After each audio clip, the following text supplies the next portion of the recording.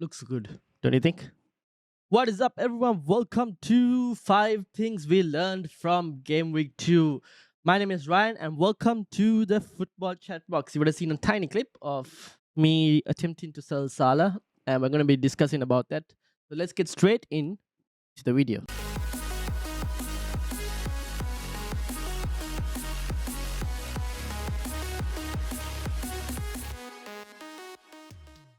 All right. In number one, time to sell Salah. For those of you who do own Salah, I there is a case to be kept, but to be honest, I'm just gonna cut my losses. And as you saw, most likely going to be bringing him in. Going to be bringing Embuemo in for Salah.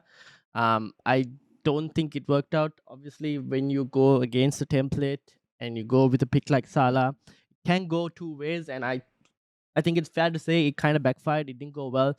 And to be honest, I'm happy to just get rid, sell him for Embuemo. I don't have Embuemo, so I'm just gonna go and get him in. And yeah, use the money elsewhere to upgrade my team. That's probably what I'm gonna do. If you want to keep Salah, you can, but Liverpool's don't seem to be this. I feel like the defensive mid position is still a problem, and until that's kind of addressed properly, or at least until we start seeing Endo maybe playing and seeing what impact he does, I feel like Liverpool's upcoming fixtures, we can kind of ignore Salah for the moment, is what I'm thinking. Because Bournemouth next, I mean, sorry, not Bournemouth, Newcastle next, Villa after that. I don't think they're the easiest of fixtures, and then you got the international break. So I'm willing to kind of like go without him for the next couple of weeks at least, and then again reassess later if I need him or not. But for now, I think for me at least, it's time to sell Salah, accept my mistake, and move forward.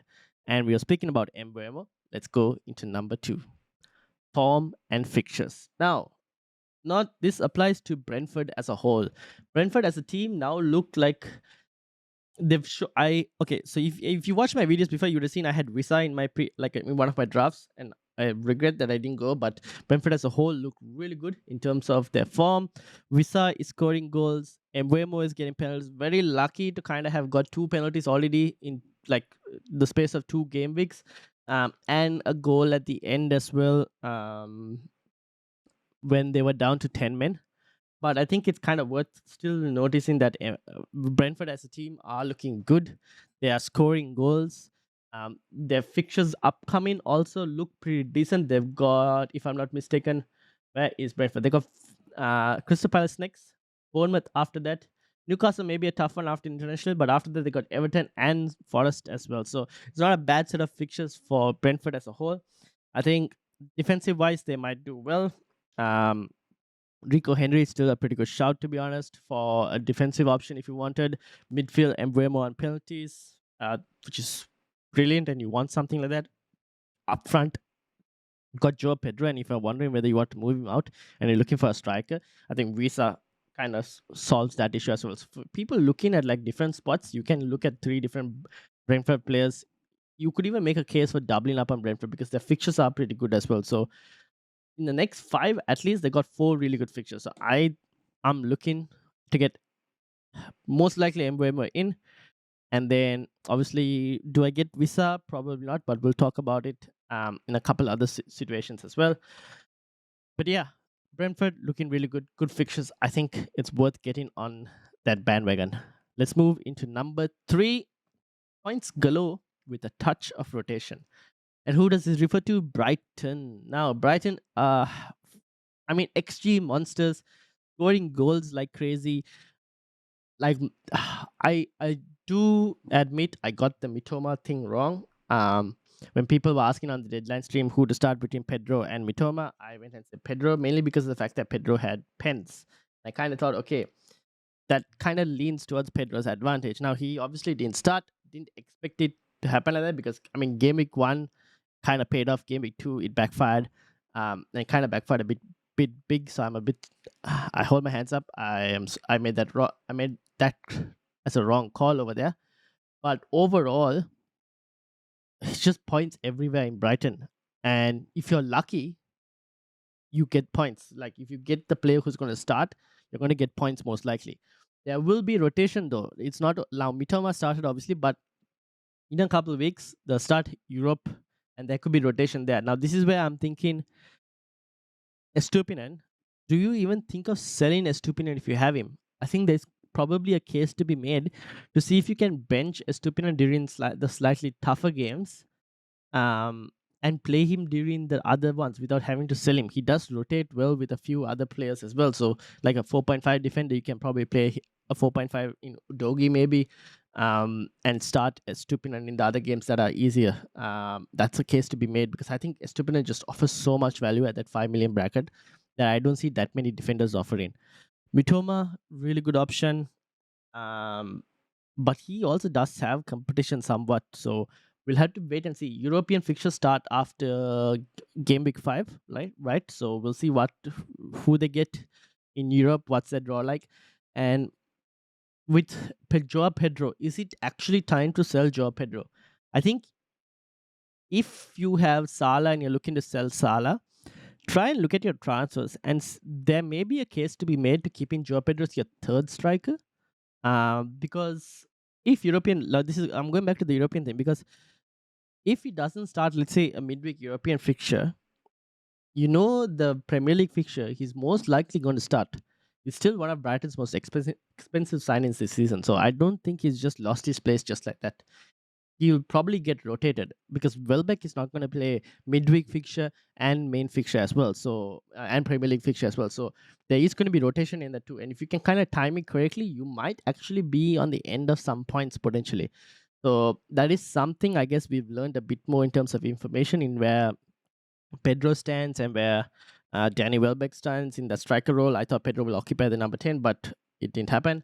Then there's Solimac who got points, but I still feel like Mitoma and Estupinan are better options. So yeah, a few things to consider. Enciso got injured, I think, so that's kind of waiting. We'll have to wait and see with regards to where does Joe Pedro stand in that situation. So a few questions rising, but if you get it correct with regards to Brighton, you could get a lot of points. So that's just my 2 cents on Brighton, but they're really good options and probably worth considering whether you actually sell them or bench them with regards to Estupinan and Joe Pedro. All right, let's move on to number 4, City Brilliance. Now, Manchester City, luckily, at least for me as the Salah captain, Haaland didn't deliver, but he could have had a really big haul. And the same with Foden. Foden and Haaland linked up pretty well. But apart from those two, defense, they kept Newcastle pretty quiet as well. So out of all the teams in the Premier League, they're like the one consistent team that you know what you're going to get, which is a good performance in almost every single game. The defense will be very tight. And for those of you who have Pickford and you're wondering whether you need to get rid of him and you're looking for a goalkeeper, I mean, you could even potentially go for Ederson if you want to do. It's crazy saying this, but City will keep clean sheets. They've got the next set of fixtures are pretty doable as well. They got Sheffield United, Fulham, West Ham, Forest, Wolves. The next 5 are almost clean sheet bankers. Almost clean sheet bankers. Nothing is guaranteed, but it's almost clean sheet bankers. If you're looking for a goalkeeper, maybe Edison is the way to go. In defense, I think Ruben Dias is still probably the best option for defense, but Guardiola at 5 million, if he does play the next one as well and can nail down the spot, could be a really good option. And then obviously got Haaland and Foden, who look really good. I think Foden will continue to play. And now you have Julian Alvarez as well. So if you're looking for another striker option, if you're thinking of upgrading Pedro, or you want to upgrade your third striker, like a 4.5 to a cheaper striker, Julian Alvarez is someone else also to consider. It seems like he's getting more minutes, more regular with the injuries to Kevin De Bruyne, with the departures of Mahrez. There is a bit more space in that City attack for the likes of a Foden, for the likes of a Julian Alvarez. So it's kind of worth considering. Obviously, does come with a level of risk in terms of minutes, but these guys are so good that the next few fixtures, I think it's worth trying to get a double City attack if you can. So that's just my thoughts with regards to Manchester City. I still think Foden, I'm happy that I got him in game week 1 and happy to keep him because I think he's probably one of the best options that you can get for the next couple of weeks. Let's move into number 5, and that is questionable transfers. Now, what do I mean by questionable transfers? We're going to touch on a few teams with the likes of Spurs, Manchester United, and Chelsea in this case. So let's start with Spurs. Now, who is the questionable one there? For me, Madison was someone I was looking at. in the United versus Spurs game to see whether Madison, how much of an impact he'll have, and whether he's worth bringing into my team. Now, and same with Richarlison, you could probably add as well. Neither of them really shone that much, especially Richarlison really didn't shone as much. Um, and Madison, we've seen him come with a protective boot off when leaving the game. So we don't know whether he's fully injured or not. That's something to kind of wait and see on. But there was nothing that kind of went, I really need to get this kind of players. The same way compared to maybe a Mitoma or an Mbeumo, those guys are like performing in a way where you want, I need this kind of player. Addison didn't really perform like that. The same now goes to, that's from Spurs. But I could be wrong, right? Spurs have a good couple fixtures upcoming, but now I'm not as wanting to go in Madison as I might have been in Gameweek 1. The next, let's move on to United. Now, Bruno Fernandes and Rashford, people have them and they're wondering whether to get rid of them. I think there's a case to be slightly be made on Rashford, getting rid of Rashford. Bruno could have had a haul. I think Rashford could have had some points at least. And it's a bit unlucky for those who own them in the last two game weeks. Now, obviously, Forest is next, and you're wondering whether you should sell them off or keep them for the Forest game. Because honestly, I don't know what United is going to turn up. In both games, we have seen one half of a good, decent United and a second half of like a horrible performance from Manchester United, both in the Wolves game and the Spurs game. They were good in the first half and really bad in the second half. Now, Martial came on for a few minutes, which potentially could mean if I think he might start. I don't know. We can't tell, but I think at least in me, I think Martial should start the upcoming game against Forest, which could potentially move Rashford to the left wing, and that could potentially help us to get more points FPL wise, because Rashford is a bit better on the left compared to when actually miles better on the left compared to when he's striker. So that could help us. So if you're looking to try and get rid of Rashford or Bruno, I might still keep for one more week unless you're moving to an Embuemo, a Foden, or even someone else I'll mention a bit in a few minutes. But if you're looking to move to some of those players, I don't mind it, actually, to be honest, because those players have good fixtures upcoming. United have only one more good fixture, and then they've got Arsenal and Brighton. So Arsenal, then international break, then Brighton. After they got Burnley, you don't know what Burnley will it be, good Burnley or bad Burnley. It's hard to tell. So I feel like if you want to move on to those players that I've kind of mentioned, I don't mind transferring them out. But if you can keep them for one more week, I think there's a potential for points. And then the player that I was going to mention before we get to Chelsea is, now the Arsenal game hasn't happened yet, but keep an eye out for either Martinelli for the midfield slot or even Odegaard. You never know, one of the two. And potentially in the forward slot, even Nketiah. And I should probably mention Trossard as well. We don't know. We'll have to wait and see. But Arsenal are playing Fulham next. And Fulham have considered a lot of XG in the last two games that they've played.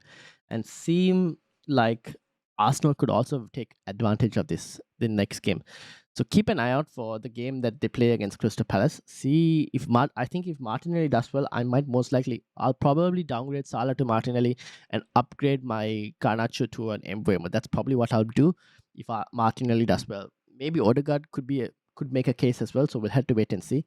But yeah, I am not putting those moves off because I think Arsenal could do really well against Fulham. So that's something to keep an eye out for. But let's move into the Chelsea one as well with regards to questionable transfers, and that's Jackson. When I'm comparing like forward transfers for the third striker slot or upgrading Joao Pedro, I'm thinking maybe I feel like Visa at the moment is a much better striker option than Jackson. I know Jackson has fixtures upcoming, but he doesn't seem to be clicking as per se. He's getting chances, but he's not finishing it. So does that mean he's a really good finisher? Or he's not a great finisher, but he's still getting chances? I don't know, honestly, because we'll have to wait and see. The next match is against Luton, which isn't the best of things, like, because they could probably score and hammer Luton, to be honest. But then the question is the better option. Will Chelsea have been rumored now again with another striker, raises further questions as well. So I'm not really sure if Jackson is also a player I want to get in immediately in this game. That's another thing that's a questionable transfer. So Madison, Jackson, Bruno Fernandes, and Marcus Rashford, 4 questionable transfers that I'm not sure where exactly to go at the moment on those four. But let me know what your thoughts are about those four players that I mentioned, and also the other points that we mentioned as well. And also, if you've watched up to this point, thank you for watching. Hit the like button, hit the subscribe button, and let me know what you learned from Game Week 2 and how you're looking at in terms of transfers for Game Week 3, or are you taking hits? Let me know in the comments. Make sure to hit the like, subscribe, and I'll see you all tomorrow for the team selection live question and answers video. Yeah. Hold me close till I get out.